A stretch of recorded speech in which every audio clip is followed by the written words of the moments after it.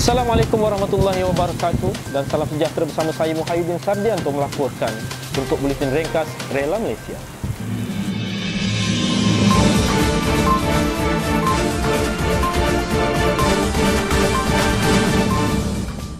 Situasi banjir di 6 negeri semakin membimbangkan apabila lebih 25,000 mangsa ditempatkan di 277 pusat pemindahan sementara PPS setakat 4 Januari 2021. Menurut portal Info Bencana Jabatan Kebajikan Masyarakat Malaysia JKM, Pahang mencatatkan jumlah mangsa tertinggi diikuti Johor, Terengganu, Kelantan, Perak dan Selangor. Dalam pada itu, Rela Malaysia bekerjasama dengan agensi yang berkaitan bagi membantu mangsa-mangsa banjir di pusat pemindahan sementara. Semua penduduk, terutama di kawasan terlibat, dinasihatkan berwaspada dan mengambil langkah berjaga-jaga berikut antara paparan yang disediakan.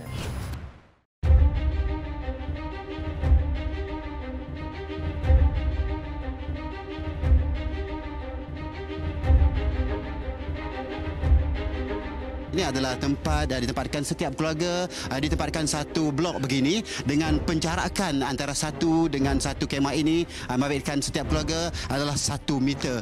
Dan anggota rela sendiri juga telah ditempatkan di sini juga sepanjang masa untuk memastikan penghuni yang berada di sini tidak berkumpul beramai-ramai untuk mengelak penularan COVID-19 ini. Dan sepanjang masa mereka dipantau oleh anggota rela, anggota Jabatan Pertahanan Awam dan Majlis Pemantaran Kuantan. Selain itu juga sepanjang masa juga Jabatan Kesihatan Pahang turut ditempatkan di sini untuk memantau tahap kesihatan masa-masa banjir yang ditempatkan di sini. Andainya ada sebarang simptom tanda-tanda penyakit, mereka akan dirujuk ke hospital terdekat.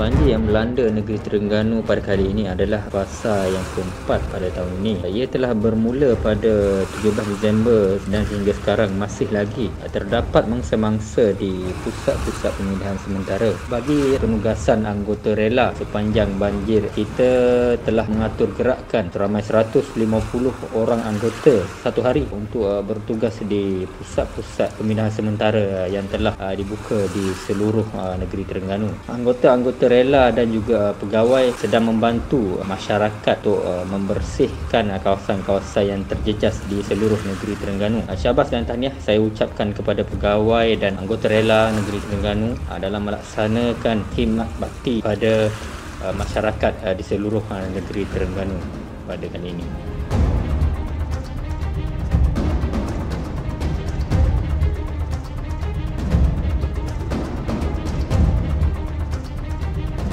Di daerah Batu Pahat setakat hari ini sebanyak 2 pusat pemindahan telah dibuka. Jadi kita untuk rela Batu Pahat telah mengarahkan anggota untuk membantu di kedua-dua pusat pemindahan ini, di mana mereka ditugaskan untuk mengagikan makanan, yang kedua untuk mengawal keselamatan dan yang ketiga membantu untuk mangsa-mangsa ini mengangkat barang daripada rumah ke pusat pemindahan. Kita akan membantu di setiap lokasi yang telah kita aturkan dan juga kita telah gerakkan anggota untuk melakukan rondaan di sekitar kawasan yang berisiko banjir. Jadi maklumat-maklumat awal yang kita dapat tu kita akan salurkan di pusat pemindahan di Jawatan Pengurusan Bencana Banjir dan langkah-langkah awal akan diambil. Anggota rela di PPS membantu pihak berkuasa untuk mendaftar masuk PPS dan memantau pematuhan SOP di PPS tersebut. Mengikut norma yang baru, penjarakan sosial antara satu keluarga dengan satu keluarga yang lain, mengelakkan mangsa daripada bersesak-sesak dan mengelakkan mangsa bersalam-salaman di antara satu sama lain. Membantu pengagihan barang dan makanan kepada mangsa di PPS.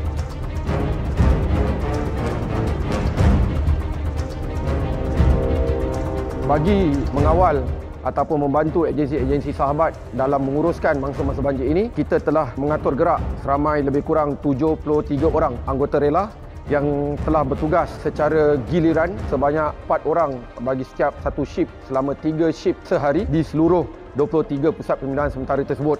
Jadi saya sebagai Ketua Jabatan di peringkat Rela Negeri Johor ini, pertama sekali ingin merakamkan ucapan terima kasih khususnya kepada pucuk pimpinan kerajaan dan juga kementerian dan juga jabatan Sukarelawan Malaysia yang telah memberi kepercayaan kepada kita untuk melaksanakan tugas di peringkat lapangan ini, dan sudah tentu penghargaan yang tertinggi kita berikan kepada semua pegawai-pegawai kaki tangan dan juga anggota rela kita yang bertungkul lumus, yang tidak mengira masa meninggalkan keluarga, dan ada di kalangan mereka juga yang menjadi mangsa banjir tetapi dalam mangsa yang sama bertugas membantu agensi-agensi yang lain di pusat pembinaan banjir bencana ini. Rela Malaysia telah membuat pra-pelancaran Pelan Anti Rasuah Organisasi Rela Malaysia tahun 2020-2024 pada 29 Disember 2020 baru-baru ini. Program telah dilaksanakan secara maya itu dirasmikan oleh Ketua Pengarah Rela Malaysia, Tuan Yahya bin Sulaiman, dan diikuti slot laman bicara bersama Ketua Unit Integriti Rela Malaysia, Puan Farahida Azrin Jamaluddin. Alhamdulillah, kita telah berjaya melaksanakan pra-pelancaran Pelan Anti Rasuah Organisasi Rela Malaysia tahun 2020-2024 pada 29 Disember 2020. Seterusnya, RACP ini akan dilancarkan oleh Yang Berhormat Datuk Seri Hamzah Zainuddin, Menteri di Kementerian Dalam Negeri pada penghujung bulan Januari ini. Untuk makluman semua, buku RACP tersebut akan diedarkan secara fizikal dan juga e-book setelah ia dilancarkan oleh Yang Berhormat Menteri nanti. Semoga RACP ini menjadi panduan dan rujukan kepada semua pegawai dan kaki tangan Rela Malaysia dalam menjadikan jabatan sebuah jabatan bebas rasuah. Sebarang maklumat berhubung perkara ini bolehlah dirujuk kepada Unit Integriti Ibu Pejabat Rela Malaysia.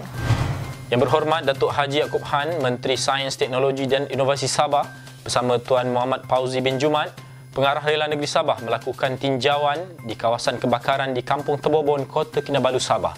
Kebakaran yang berlaku pada jam 2.30 pagi 4 Januari 2021 itu melibatkan 7 buah rumah dan 38 orang penduduk kampung. Berikut sedutan dari berita wilayah RTM. Ketika ini, Jabatan Kebajikan Masyarakat sedang mendapatkan data setiap ahli keluarga yang terlibat untuk tujuan agihan bantuan. Jabatan Kebajikan telah turun membuat kajian, penyiasatan kepada mangsa-mangsa yang terlibat, mengambil data dan akan memberikan bantuan awal yang sepatutnya. Selebihnya itu kita akan teliti dan melihat di mana kita boleh membantu untuk mereka membina rumah semula. Sementara itu, Pengarah Jabatan Sukarelawan Malaysia Rela Sabah, Muhammad Fauzi Jumat memaklumkan akan mengaktifkan semula pelatun rela di kampung terbabit bagi memberi bantuan awal sekiranya berlaku insiden seumpama pada masa akan datang. Selepas ini akan diaktifkan lah setiap kampung lah untuk early response lah untuk kejadian-kejadian seperti ini. Jadi rela akan membantulah apa yang patut pada hari ini dan seterusnya lah apa yang patut. Sekurang-kurangnya satu pelatun anggota rela akan ditempatkan di kawasan perkampungan yang akan memberi respon awal sekiranya berlaku sebarang kecemasan. Tahun 2020 memperlihatkan cabaran negara dalam menghadapi pandemik virus COVID-19.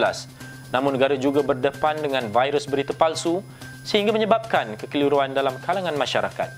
Bagi mengulas perkara ini dengan lebih lanjut, kita bersama dengan Timbalan Ketua Pengarah Pengurusan, Tuan Muhammad Rizwan Zawawi.